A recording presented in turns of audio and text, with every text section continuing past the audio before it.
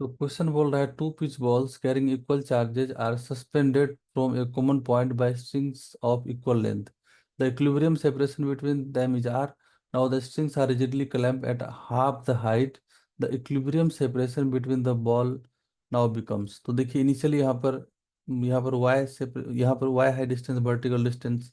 बाद में यहाँ पर y बाई टू कर दिया गया है और यहाँ पर भी इक्विलिब्रियम में था r सेपरेशन पर. और अब सेपरेशन r डैश आ गया है सपोज. और फिर इक्विलिब्रियम है तो आर डैश का वैल्यू क्या होगा, तो वही पूछ रहा था equilibrium separation between the ball now become. Initially r था. तो हम लोग एक काम कर लेते हैं, इस एंगल को थीटा वन जूम कर लेते हैं और इस एंगल को थीटा टू. तो अभी हम लोग इसका एफबीडी बना लेते हैं इधर. ये इक्विलिब्रियम में है तो वर्टिकल फोर्स भी जीरो होगा नेट, और नेट हॉरिजॉन्टल फोर्स जीरो होगा. तो पहला डायग्राम में हम लोग क्या लिख सकते हैं, इधर से अगर टेंशन T1 इधर है तो T1 और उसका ये कंपोनेंट ये थीटा एंगल है.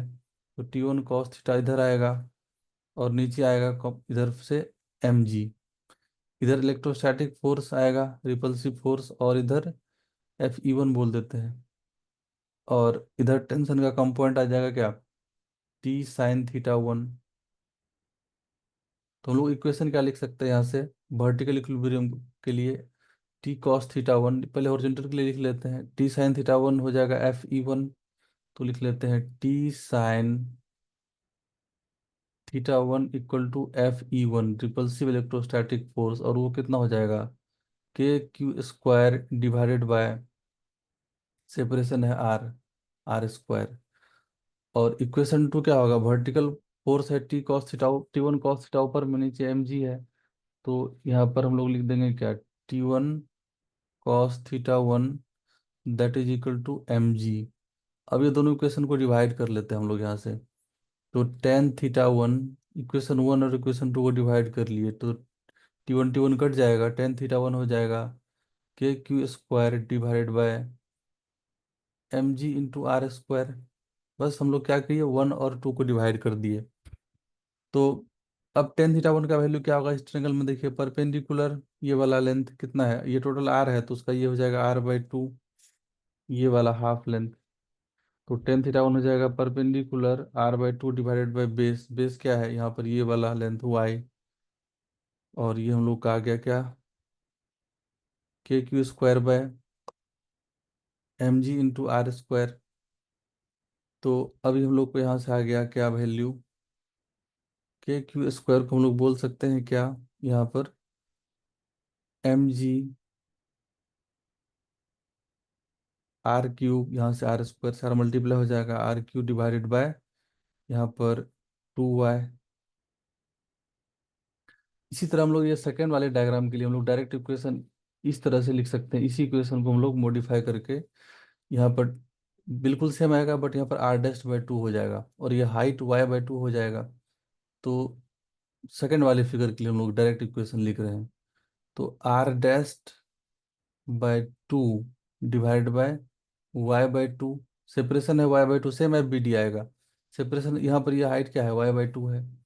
इक्वल टू अगेन वही KQ² डिवाइडेड बाय यहाँ पर r डैस्ट है, r डैस्ट का स्क्वायर. तो यहाँ से टू और टू कट गया तो हम लोग यहाँ से क्या बोल सकते हैं, r dash divided by y equal to KQ² by r dash square. तो अब यहाँ से हम लोग का आ गया KQ² इक्वल टू यहाँ पर r डैश क्यू, यहाँ पर mg भी है नीचे में, एक mg भी रहेगा यहाँ पर नीचे में. तो KQ² हम लोग का कितना आ जाएगा, RQ into mg divided by y. अब ये KQ² इधर भी है, KQ² इधर भी, दोनों को इक्वेट कर लेते हैं हम लोग तो ये और ये इक्वल हो जाएगा.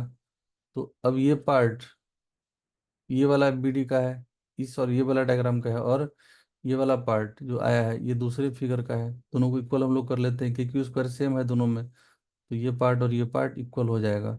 सो mg into R³ divided by 2y = mg r dash cube divided by y। mg cancel, y और y कैंसिल, तो r³ / 2 = r डैश क्यूब। तो यहाँ से हम लोग को क्या आ गया, r डैश का वैल्यू यहाँ पर क्यूब रूट आ जाएगा, तो r/√2, 2 का क्यूब रूट। तो हम लोग इसको ऐसे बोल सकते हैं, r डैश का वैल्यू आ गया इक्विलिब्रियम सेपरेशन सेकंड केस में, ऑप्शन डी करेक्ट हो जाएगा। तो ये वाला हम लोग फर्स्ट डायग्राम के लिए लिखे और उसी का यूज कर लिए हम लोग सेकेंड डायग्राम वाला। इसका एफबीडी कोई जरूरत नहीं बनाने का, सेम एफबीडी बनेगा, तो हम लोग डायरेक्ट यहाँ पर इक्वेशन ये यूज कर लिए तो शॉर्टकट हो गया। तो इसका आंसर हो जाएगा डी करेक्ट।